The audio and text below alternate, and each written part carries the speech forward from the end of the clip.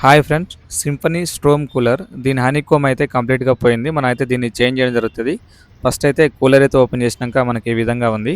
Side తడకలు అయితే మనం తీయడం జరిగింది.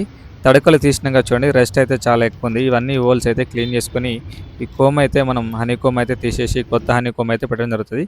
పైన టాప్కు వాటర్ పడే అటు ఇటు 2 స్క్రూలు ఉంటాయి. వెనకాల కూడా ఒక స్క్రూ ఉంటుంది. ఇది ఓపెన్ చేస్తే మనకు ఈ పైన వాటర్ ఒక ట్రే అనేది ఓపెన్ కావడం జరుగుతుంది. ఈ హోల్స్ అయితే వీళ్ళంత వరకు నీట్గా క్లీన్ చేసుకొని అయితే మనం ఫిట్ చేసుకోవాలి. వెనక ఈ పైప్ అయితే మనం తీసేసుకోవాలి. ఈ పైప్ తీస్తే ఈ ట్రే మనకు బయటకు వస్తుంది. ఈ హోల్స్ వీళ్ళంత వరకు మంచిగా నీట్గా క్లీన్ చేసుకొని ఈ లైన్స్ ఉన్నాయి కదా, ఈ లైన్స్ నుంచి వాటర్గా ఫ్లోట్ కరెక్ట్గా వచ్చేటట్టు చూసుకోవాలి. లేతే మనకు వాటర్ అనేది ఫ్లోటింగ్ తక్కువైపోద్ది. కొంచెం యాసిడ్ అనేది వేసుకొని ఒక 5 to 10 minutes ఆగి నీట్గా క్లీన్ చేసుకొని హోల్స్ అయితే మనకు వాటర్ ఫ్లోటింగ్ ఎక్కువ రావడం జరుగుతుంది. చూడండి, ఈ విధంగా నీట్గా హోల్స్ అన్నీ క్లీన్ అయిపోయినాయి. మళ్ళీ లాస్ట్గా అయితే మనం కూలర్కి అయితే ఫిట్ చేసుకోవాలి. నెక్స్ట్ హనీకోమ్ అయితే పాత తీసేసి కొత్త హనీకోమ్ అయితే తడకలకి అయితే ఫిట్ చేసుకోవడం జరిగింది. 3 సైడ్లు అయితే మనం హనీకోమ్ అయితే చేంజ్ చేయడం జరిగింది.